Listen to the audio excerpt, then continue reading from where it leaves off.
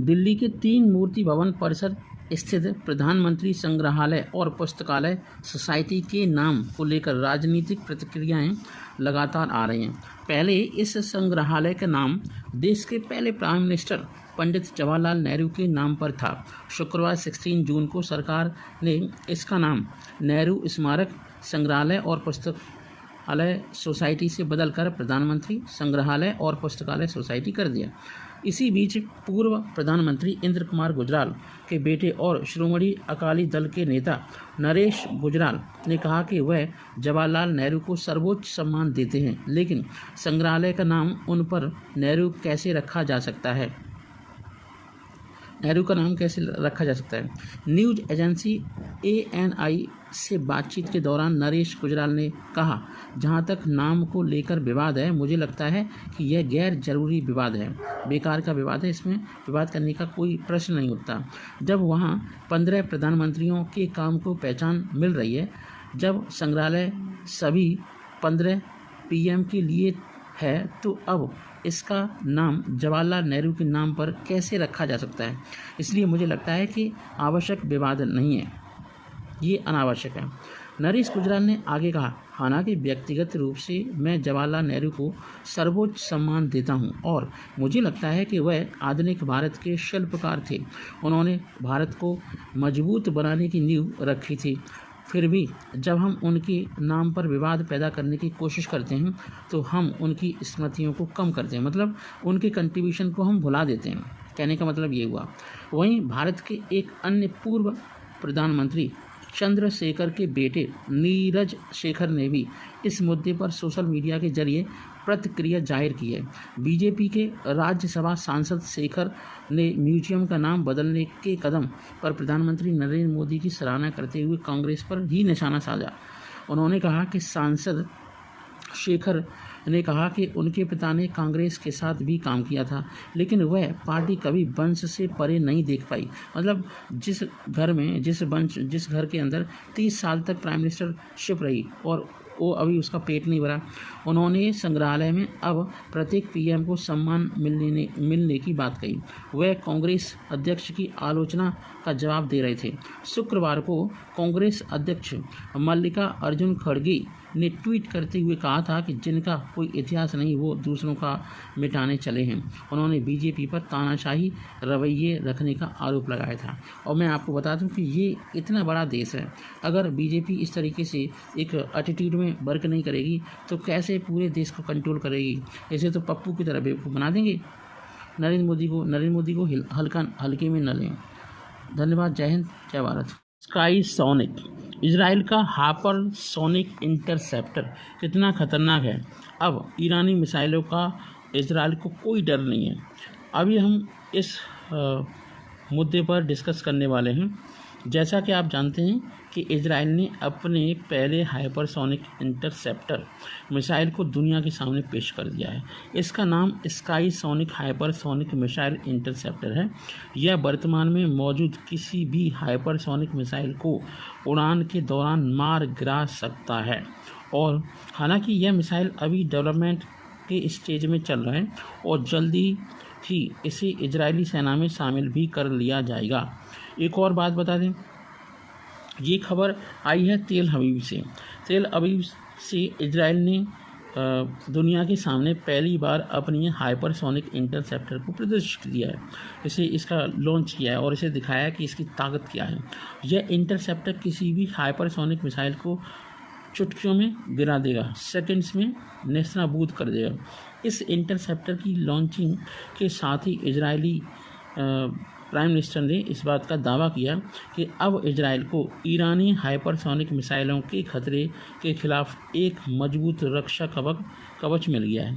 इसका नाम sky sonic hypersonic missile interceptor है और इसे Israeli company Rafael advanced defence system limited ने बनाया। आप इस कंपनी का नाम रख लें याद, Rafael advanced defence system limited ने बनाया। राफेल एडवांस ने ही आयरन डोम बनाया, डेविड स्लिंग बनाई है, स्पाइडर बनाया, ड्रोन डोम बनाया, स्काई स्पॉटर जैसे शक्तिशाली एयर डिफेंस सिस्टम का निर्माण किया है। भारतीय थल सेना की spike anti tank guided missile भी इसी ने बनाई है। Samson remote control weapon station भी बनाया इसने। Iron beam high energy laser weapon system जैसे हथियारों को बनाया है। किसने बनाया है? कंपनी का नाम है Rafael advance defence system limited ने बनाया है। इजराइल के राफेल एडवांस डिफेंस सिस्टम ने पेरिस एयर शो में अपनी sky sonic hypersonic interceptor missile को पहली बार दुनिया के सामने पेश किया। इसका मकसद रूस के डर से एयर डिफेंस सिस्टम खरीदने की होड़ में जुटे यूरोपीय देशों से अधिक कॉन्ट्रैक्ट हासिल करना था। स्काई सोनिक का निर्माण पिछले कई वर्षों से हो रहा था और अभी तक इसका परीक्षण नहीं किया गया था। इसके बावजूद इजरायली कंपनी का ये भी दावा है कि उसने स्काई सोनिक का निर्माण कर लिया है। यह सिस्टम हिट टू किल तकनीक का उपयोग करता है, मतलब बस टकराएगा और बर्बाद कर देगा। अमेरिका भी स्काई सोनिक से प्रभावित है, काफ़ी प्रभावित है। राफेल एडवांस डिफेंस सिस्टम ने स्काई सोनिक की हाइपरसोनिक मिसाइल इंटरसेप्टर की परियोजना अमेरिका के सामने प्रस्तुत की।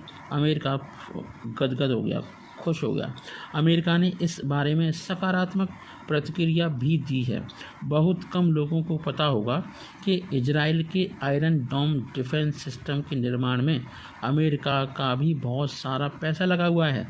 कंपनी ने अपने बयान में कहा कि हाइपरसोनिक खतरों के खिलाफ सफल बचाव के लिए एक बहुमुखी दृष्टिकोण की आवश्यकता होती है।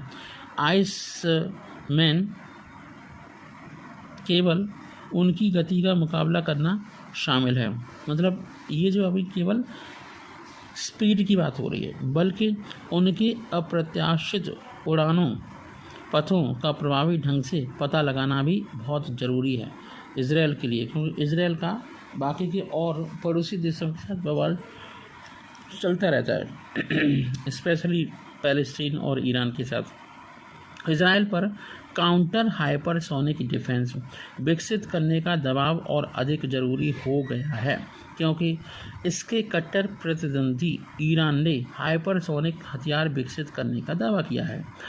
इसी महीने ईरान ने सार्वजनिक रूप से अपनी पहली हाइपरसोनिक मिसाइल फतेह या फारसी में ओपनर मिसाइल का खुलासा किया था। ईरानी सरकारी मीडिया ने दिखाया था कि एक बैलिस्टिक मिसाइल की बॉडी पर री एंट्री व्हीकल को माउंट किए हुए दिखाया था। ईरानी मीडिया ने यह भी दावा किया था कि फतेह 15 मैक की गति तक यात्रा कर सकती है, यानी इसकी मारक क्षमता की जो रेंज है 1400 किलोमीटर है, काफ़ी ज़बरदस्त है। यह मिसाइल ठोस ईंधन का इस्तेमाल करता है, लिक्विड करेगा तो अपने टारगेट पर नहीं पहुंच पाएगा। ईरानी हाइपरसोनिक के दावों पर भरोसा नहीं, ये कुछ और कहा जा रहा है। हालांकि ईरान के दावों पर दुनिया भर के देशों को ज़्यादा भरोसा नहीं है, कुछ लगता है कि संदेह है। ईरान शुरू से ही प्रचार के उद्देश्य से अपनी सैन्य क्षमताओं को बढ़ा चढ़ाकर पेश करता रहा है। मौजूदा हाइपरसोनिक तकनीक 5 से 6 मैक तक उड़ान भरने वाले डिज़ाइनों का समर्थन करती है। ऐसे में इजराइल का मैक 15 का दावा सही प्रतीत नहीं होता। इसके अलावा अगर हम देखें तो इसके अलावा ईरान की तुलना में अधिक संसाधनों और विशेषज्ञ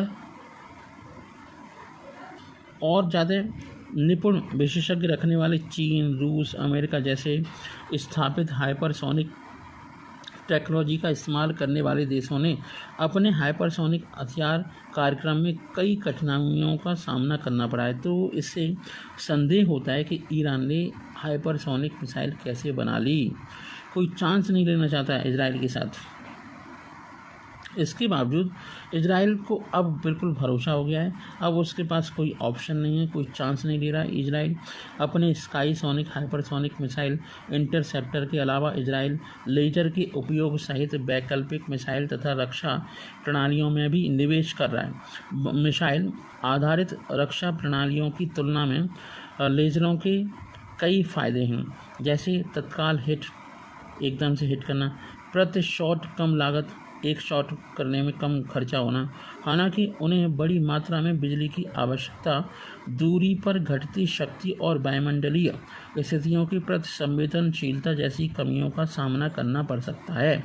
फरवरी 2022 में बताया गया था कि इजराइल ने मिसाइलों, रॉकेटों, ड्रोनों और ईरान और उसके समर्थक मिलिशिया से लंबी दूरी के अन्य खतरों से बचाव के लिए अपने दक्षिण क्षेत्रों में एक लेज़र दीवार बनाने की योजना भी बनाई है। इससे पता लग जाएगा अगर कोई मिसाइल आ रही है तो उसे मार गिराओ। आसमान में उड़ने के बावजूद एरोप्लेन में क्यों होता है हॉर्न, क्या आप जानना चाहेंगे? तो चलिए शुरू करते हैं। वीडियो शुरू करने से पहले मैं आपको बता दूं कि आप सबका न्यू क्वांटम क्लासेस पर आपके अपने यूट्यूब चैनल पर स्वागत है। और मैं आपको बता दूं आज बहुत इंपॉर्टेंट वीडियो आपके लिए लेके आया हूँ। खुले आसमान में उड़ने वाले हवाई जहाज़ में भी हॉर्न होता है। क्या आपने कभी सोचा है ऐसा क्यों होता है? इस बात से अधिकतर लोग अनजान होंगे। आज हम आपको बताते हैं कि इसके पीछे क्या वजह है। जैसा कि हम जानते हैं कि सड़क पर चलती गाड़ियों में हॉर्न तो होता ही है, ये सब जानते हैं। चाहे बस हो, कार हो, बाइक हो, रोड पर चलने वाले हर वाहन के अंदर हॉर्न होता है। यहाँ तक कि रेल की पटरियों पे चलती है फिर भी हॉर्न होता है, जो अलग पटरियों पर दौड़ती है। लेकिन खुले आसमान में उड़ने वाले हवाई जहाज में भी हॉर्न होता है। इस बात को जानकर आप में उत्सुकता होगी। इस बात से बहुत से लोग अनजान भी होंगे। अब आप ये सोच रहे होंगे कि एरोप्लेन जब आकाश में उड़ता है तो उसे हॉर्न की क्या ज़रूरत है, क्या काम है हॉर्न का? वहाँ तो कोई ट्रैफिक नहीं है, हटाना होता जो हॉर्न की आवश्यकता पड़े। इन जैसे तमाम सवालों के जवाब के लिए आपको धैर्य बनाए रखना है और वीडियो को पूरा देखना है, तभी आपको जानकारी होगी इस चीज़ की। क्या काम है हवाई जहाज़ में हॉर्न का, पहले तो ये समझिए। दरअसल हवाई जहाज़ में हॉर्न तो होता है, लेकिन वो पक्षी आदि चीज़ों के लिए बिल्कुल नहीं होता। इसके लिए आपको बता दें कि हवाई जहाज़ में जो हॉर्न होता है वो सड़क पर चलने वाले आम वाहनों की तरह भी नहीं होता। यह उनसे बिल्कुल अलग होता है, डिफरेंट होता है। इसकी आवाज़ में भी अंतर है। एरोप्लेन में लगा हॉर्न एक अलार्म और अलर्ट की तरह काम करता है, अलार्म की तरह काम करता है। जैसे मान लो लाइट चली जाती है तो जो आपका इन्वर्टर होता है उससे आवाज़ आती है, समझिए वैसे ही हवाई जहाज़ में हॉर्न का इस्तेमाल किसी भी खतरे से ग्राउंड पर मौजूद स्टाफ को सावधान करने और उनसे संपर्क साधने के लिए किया जाता है। यदि हवाई जहाज़ में उड़ान भरने से पहले कोई खराबी आ जाए, इमरजेंसी के दौरान पायलट इस हॉर्न का इस्तेमाल ग्राउंड पर मौजूद टेक्निकल स्टाफ को मैसेज भेजने के लिए भी करता है। और आपको बता दें कब हॉर्न का उपयोग नहीं किया जाता, ये सबसे इम्पोर्टेंट है। प्लेन में हॉर्न का कंट्रोल बटन भी सारे कंट्रोल बटनों की तरह कॉकपिट में मौजूद होता है, क्योंकि ये बटन भी औरों की तरह होता है, तो इसलिए इस बटन के ऊपर GND लिखा होता है, जिससे इसकी पहचान आसानी से हो जाती है। जानकारी के लिए आपको बता दें कि प्लेन के टेक ऑफ करने के समय, जब उड़ान भरने के समय इस हॉर्न का इस्तेमाल बिल्कुल नहीं किया जाता, क्योंकि हवाई जहाज़ की वार्निंग सिस्टम को बंद कर दिया जाता है, पूरा ध्यान उड़ने पर दिया जाता है। एक और बात बता दें, हॉर्न ऑटोमेटिक भी होता है।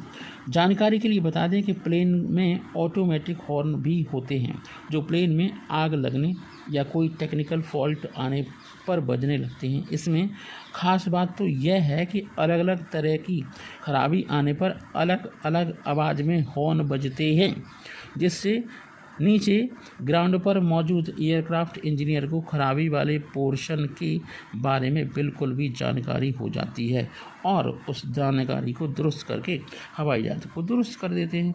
Thank you so much, have a nice day. जय हिंद, जय भारत।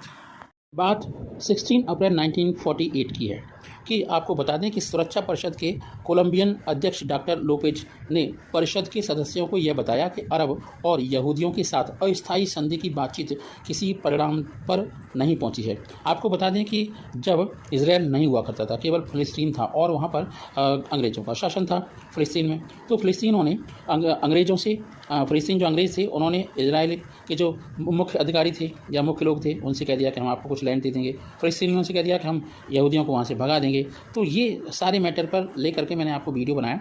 ब्रिटिश और औपनिवेशक सेक्रेटरी श्री आर्थर क्रिच जॉक्स ने कल रात यहाँ पहुँचते ही घोषणा की। ये 15 अप्रैल 1948 की बात है।